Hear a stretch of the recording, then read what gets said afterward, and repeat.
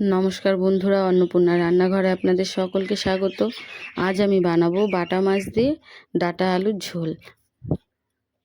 তার জন্য আমি এখানে নিয়েছি বাটা মাছ, নিয়েছি ডাঁটা, আলু, টমেটো আর নিয়েছি শুকনো লঙ্কা, আদা আর জিরা। তাহলে বন্ধুরা, আমি মাছটা কেটে ডাঁটাগুলো কেটে ধুয়ে ফিরে আসি কিছুক্ষণ পরে। এখানে আমি ডাঁটা, আলু আর টমেটো কেটে ধুয়ে নিয়েছি, আর এখানে মাছগুলোও ধুয়ে নিয়েছি। এর মধ্যে আমি দিয়ে দিলাম নুন, এবার দিয়ে দেবো হলুদ। এবার মাছগুলোকে আমি ভালো করে মাখিয়ে নেব।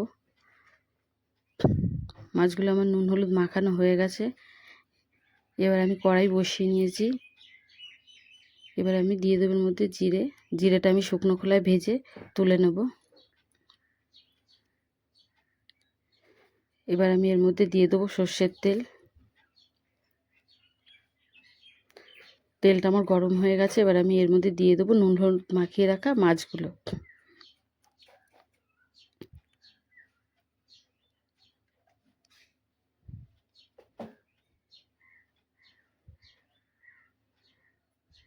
মাছগুলোকে আমি উল্টে দিয়েছি।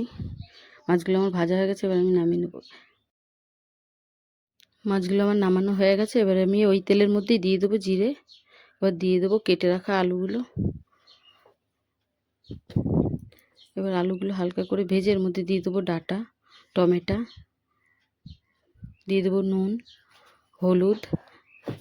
এবার ভালো করে ভাজা ভাজা করে নেব।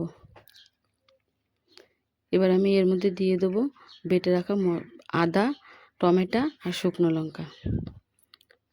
মশলাটা আমি ভালো করে কষিয়ে নেব। মশলাটা আমার কষানো হয়ে গেছে। এবার আমি এর মধ্যে দিয়ে দেবো জল।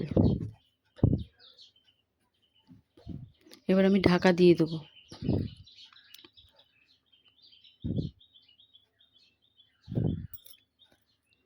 এবার আমি ঢাকনাটা তুলে দেখে নেব, ঝোলটা আমার ফুটে গেছে, আলুও আমার সেদ্ধ হয়ে গেছে। এবার আমি এর মধ্যে দিয়ে দেবো ভেজে রাখা মাছগুলো।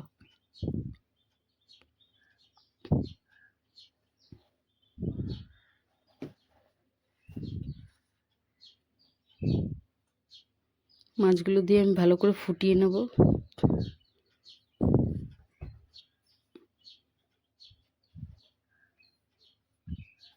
এবার আমি এর মধ্যে দিয়ে দেবো ভেজে গুঁড়ো করে রাখা জিরে। মাছের ঝোলটা আমার হয়ে গেছে, আমি নামিয়ে